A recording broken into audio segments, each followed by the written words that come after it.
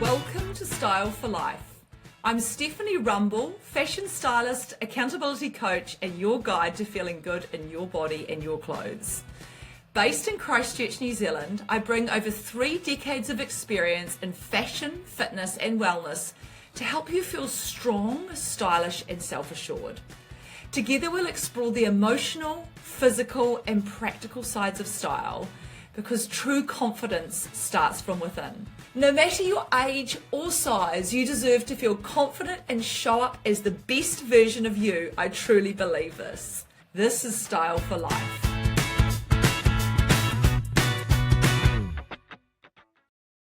Hello everyone, and welcome back to the podcast today.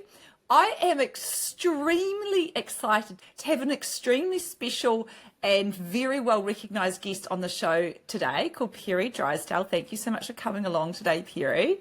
Pleasure. And this is our first interview ahead of New Zealand Fashion Week, which started in Auckland, and Peri is the owner and founder of Untouched World. We're going to hear a little bit about the brand from her in just a moment, and I am very privileged to be attending her show on Thursday the 28th of August at 1 p.m. So very excited to hear a lot more about Untouched World and share this amazing brand with all of you.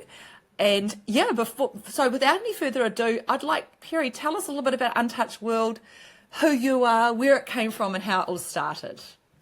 Okay, so Untouched World Limited, the company started out as Snowy Peak Limited. I don't know if any of you remember us as Snowy Peak Limited, but that was the name of the high country part of our sheep and beef farm up the Rakai Gorge in Canterbury. And Snowy Peak Limited started as a little tiny cottage industry with initially 10 outworkers in 1981. So if you do your sums, we've been around for a few days. And then that grew steeply to 500 outworkers within 4 years. And I had had a career in the medical world, an amazing career, just in the right place at the right time. And by then I was at home with our 2 very small children. The youngest was not yet quite 2, and the oldest was 3 at the time that I started the company. Wow. So, and what motivated you to start the brand? Like, what was the motivation? You came from a medical career. So in those days, there was no maternity leave at all. No. And the job that I had been so in love with was echocardiography, and there was only one role in the South Island and one in the North Island in Auckland. So there was no part-time work, so I had to find someone to train and have it all set up for when I left. So there I was at home with these 2 wonderful little people, and I started to think, well, when I started to have a little bit of space in the brain, I thought, well, what will I do with that space in the brain? And there were 2 key prompts for the company, actually. When all the shearers and farm workers used to gather in our large kitchen with the whole range, it was the only warm room in the house, for their meals, and they'd often linger after dinner, and conversation often turned to the fact that New Zealand's economy was balanced on primary produce being sent mainly to the UK. And my father used to worry about the economy if our free access to UK market changed, which it did later on when UK joined the EU. Now, I figured that New Zealand needed to add value to its primary produce, as you do when you're a young thing and you think these things simple. And I thought about designing some of our wool into items and exporting it that way. I was also struck by how powerful country reputations are. I remember sitting at that kitchen table once, and we used to get our mail in great big mail bags 3 times a week, and they'd have a padlock on it. And I remember my mother opening the mail bag this one day, and out tumbled a little box covered in brown paper and string, and in it was some beautiful shiny red shoes, and she'd ordered these for me to wear to the first wedding I was going to be going to, and she turned the shoes over. They had leather soles, and there were 3 little words stamped in the bottom of the soles that said "Made in England." And she said, that means they'll be good quality. And that power of the country of origin somehow stuck with me. I've no idea why. And so I figured that I'd set up a little business making things out of our wool and wrapping what I saw as our beautiful New Zealand country values around those items and export them. So that's how it came about. Wow, that's an amazing story, and amazing that you had such vision. And look at where it's got to now. An unbelievably great success story. And I'm sure, like all of us in business, you've definitely ridden the wave of ups and downs and, you know, all of the things that go with being in business for that length of time as well. What downs? You mean there've been downs? Well, let's call it, what should we say, COVID and earthquakes, and there's been a few things, hasn't there, in Christchurch? Just a few things, yes. Yeah.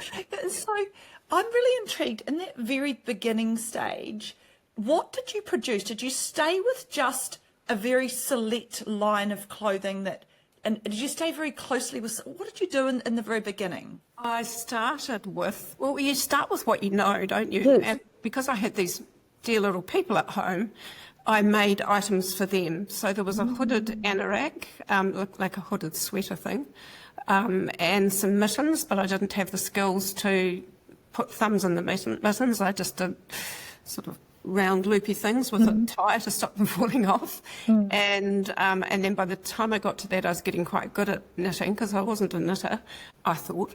And I split some booty pattern and put some sheepskin in the bottom, took them to Trade and Industry, which was behind the cathedral at the time, and in Christchurch, and said, I want to export these. And I'd only made one of each item. And they said, well, where's your local market? And I couldn't understand why they wanted to know where my local market was, because I wanted to export them. So, yeah, I was incredibly naive. Don't deserve to still be here, really. I still think, though, having that drive and that naivety can be a real advantage, particularly because you don't have all the noise that we probably have now around things because we know so much, right? I think the naivety does have its advantages because you haven't seen all the reasons why not. 100%. And so did you knit, so you knitted these things yourself, hand knitted them? No, I didn't. I really wasn't a great knitter. I was the black sheep in the family when it came to knitting. I asked a neighbour to teach me how to write a knitting pattern, and I put an ad in the paper for knitters to come and make things for me. So I did the initial sample and the pattern, and then I started with 10 art workers. Yeah, wow. Do you know, because Peri, I've been a knitter since I was a small child. Like, I actually love knitting. I from the age of 6 to the age of 18, I knitted a jersey a year, right? Oh, yeah. Very prolific knitter, and not so much now because I'm a bit busy and tired at night, but definitely know how to knit. But I definitely could not write a knitting pattern after all those years. Maybe that's come from your medical background and that mathematical brain, do you think? Well, maybe, but, I laugh when I tell people that I made that thing out of garter stitch. You know how you learn how to do plain? Yes. And then you learn how to do purl. Yes. Got to the purl bit yet, I was still just doing plain.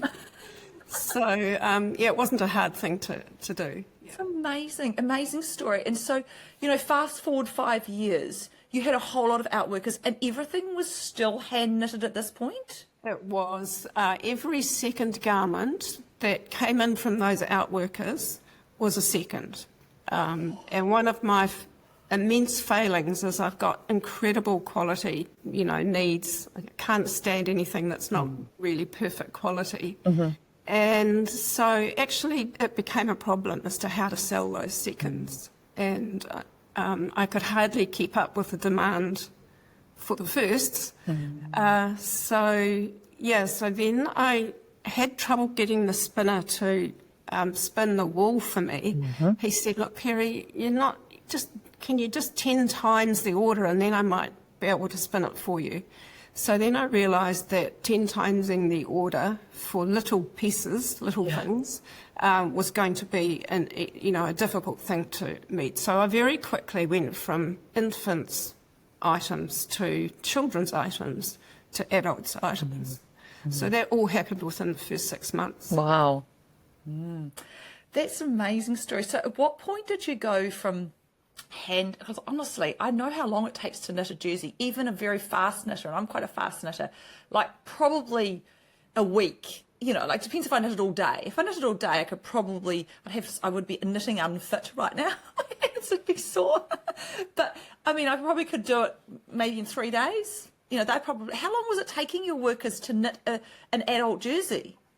Do you know what? I can't remember how long, but I do know that I never knew when I was going to get delivery of those things, because it would depend on whether Auntie Susan was staying with them, or, you know, if somebody had the flu, or, you know, what was going on. Yeah.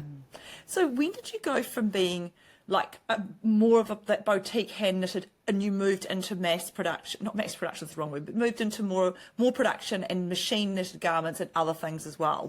When did that change happen, and how did that occur? So up until year 4, I was doing it all from home, and then in year 5 we took a lease on some premises and ordered what turned out to be number 1 off the production line of a knitting machine, which was sort of a brand new technology. It was a 3-gauge computerized thing. And it was from Japan, and that is the one thing in all those years that very nearly broke us. When they delivered it, they had changed the software in the machine and hadn't told the engineers that were installing it. The electronics didn't work. Every time the carriage went from one end of the bed to the other, it turned the machine off. So I had to pay someone to stand there and turn the machine back on. And then the feeders, I don't know how many of your listeners will know what an industrial knitting machine looks like, but the wool comes in feeders, which feed it towards the little hooks. And they'd made those too fat, and so they would spring out and knock over what's called the knockover bits, which you had to actually really take the machine to pieces to replace those, and they had to come from Japan. So it was an absolute nightmare. But we had got a loan from Development Finance Corporation for that machine. It was very expensive. We were paying 27% interest for that loan. And also they had taken an interest over our house just for good measure. So we were all in. We had to make it work. Wow. Well, and then it worked, and then you would have got another knitting machine, and then things started to go, right? They did. Yep, absolutely. Yeah. So tell us about Untouched World now. Obviously, Snowy Peaks became Untouched World. Why that change? Like, what was you decided to change the name, the brand? Yeah, so what happened there was that the Snowy Peak knitwear I was selling all around the world to a lot of European countries and to Canada and North America and Australia and 3 Asian countries. And I was doing a huge amount of travel. And because I was only selling knitwear, the selling time was generally in January or February. And I was only going to each market once a year. And you can notice environmental change when you're there once a year that you wouldn't notice if you're stepping outside the door every day. So by that stage, I had started to get really concerned about the trajectory that the planet was on, because I was flying long haul in the back of planes. But in those days, there would be a newspaper from every country that the plane was coming from, the passengers were coming from and going to. They'd be stacked up outside the plane door. So I used to go along and take one of each newspaper that I could actually read and sit in the back and read these newspapers. And I knew that there was no conversation whatever going on about what type of growth was wanted. So the countries that were getting the fastest GDP were being absolutely lauded, as were the businesses that had the biggest growth. but there was no conversation. It would be really hard for anyone these days to understand how there was just deafening silence when it came to what the impact of this growth was. So I am getting to a point eventually. So I started to question what I was doing, and did I want to be part of this, really what I saw as damaging the environment, and all these poor people that were working in these awful conditions. And so long story short, I came home and set up the Untouched World brand to see if we could model a new way of doing business. And concurrently at that time, we had been developing for quite some time the whole notion of possum fibre blended with wool, with merino, and I was doing that work in Japan. And so we launched Merino Mink and Untouched World pretty much at the same time. And we didn't really want to continue with Snowy Peak, even though it was going really well. We just didn't have the resources to deal with everything that I wanted to. And my focus then had become Untouched World. Let's see if we can change the way that globally clothing is being treated and handled and taken to market. And we had an approach from a company in Japan called Snow Peak.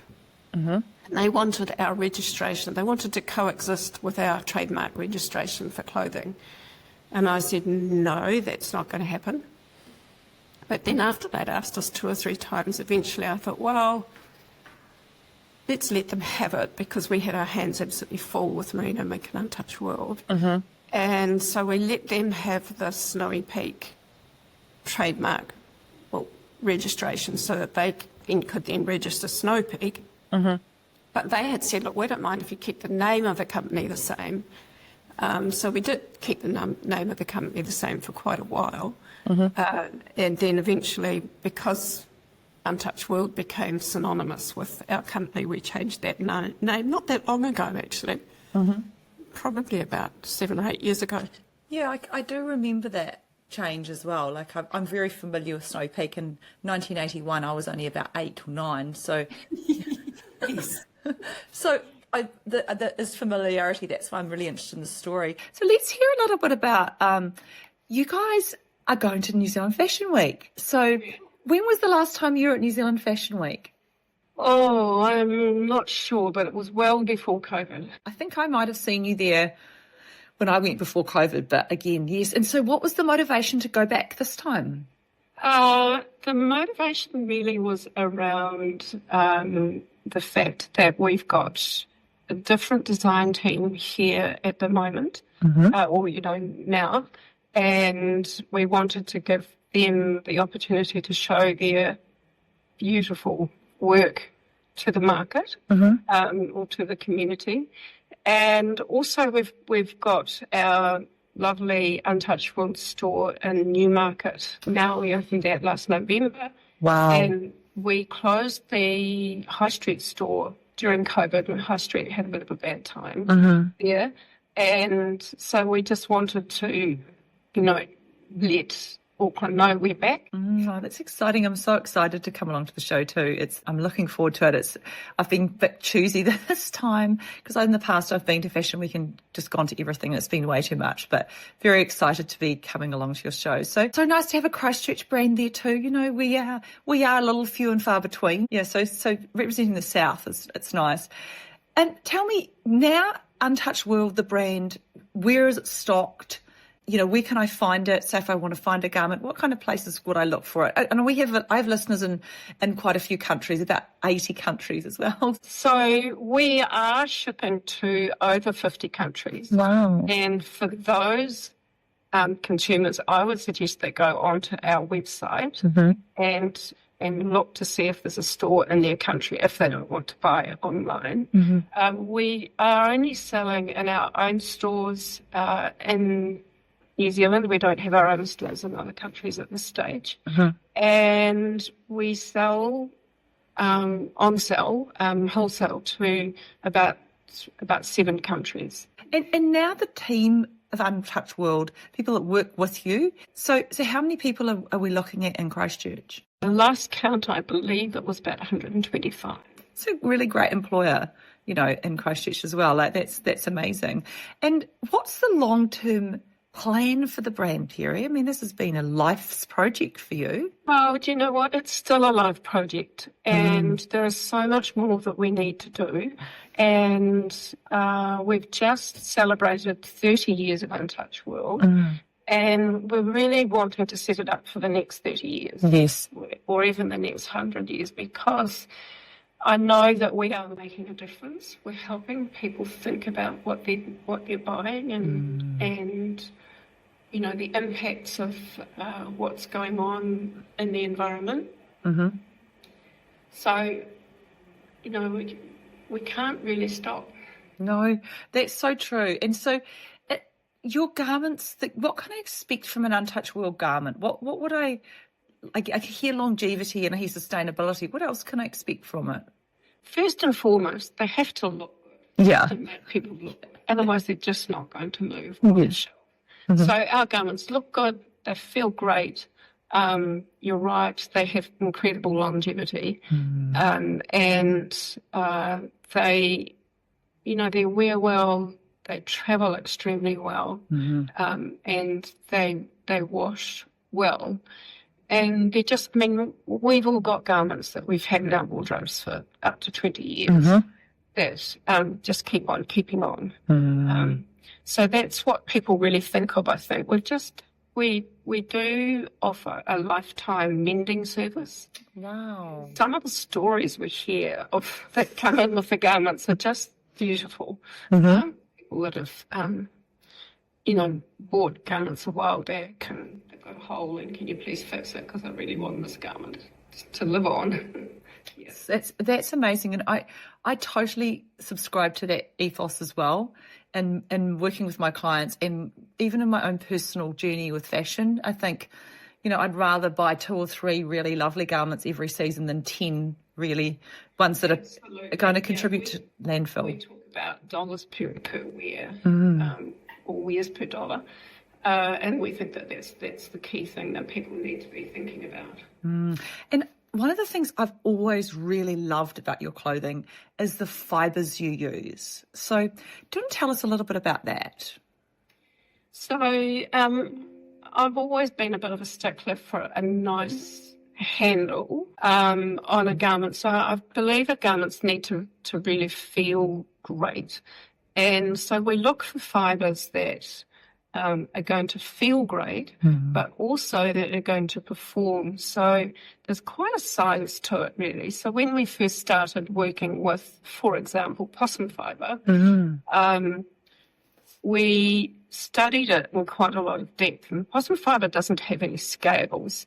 And the merino fibre, the cashmere fibres, they have scales on them. So when you abrade or have a brace mechanical action going on with your animal fibres, the ones that have got scales on them lock up and create those pills on the surface. The beauty of something like a possum fibre is when we throw it in the washing machine, the fibres throw out to the outside, and when you're wearing that garment, when you're moving your arms, for example,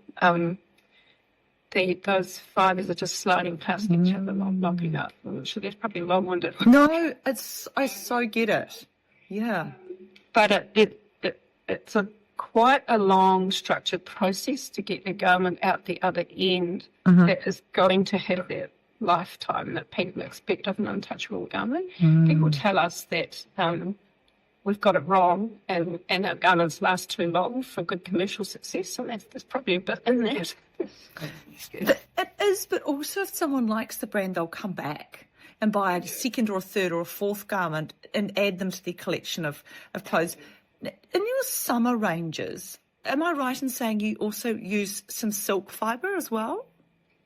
Yes. In fact, we're showing some of this at this fashion week. Normally we would show winter. We're actually launching a fibre called Spider. which is actually it's called a brood protein.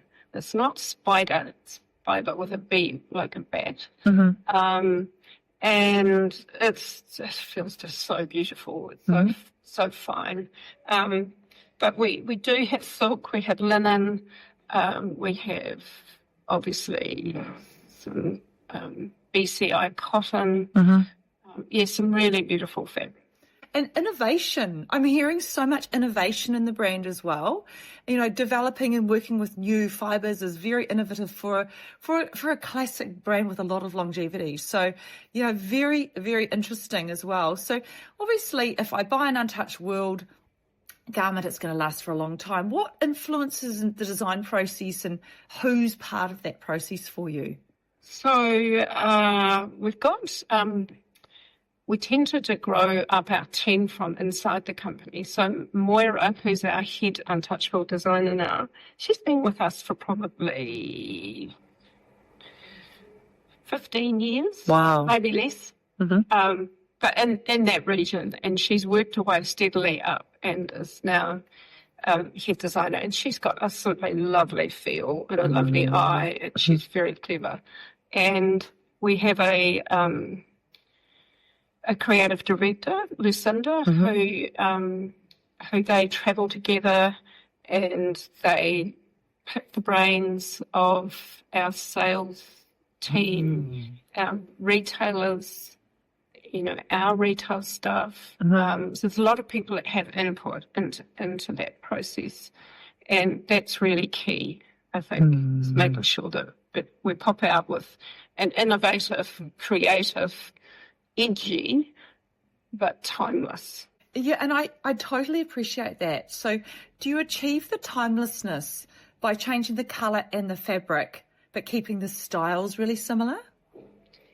Yes and no. I think the time, if you talk to people who've got a garment in their wardrobe that they go back to time and time again, it's because I always say, I think Giorgio Armani said, you know, a good garment that lasts is really well cut and really thoughtfully fitted, you know, with its design. So yes, we do change the cut. We have a few old favourites that have been around for a long time, and they get new colours. Yes, but there's certainly quite a lot of newness that comes through.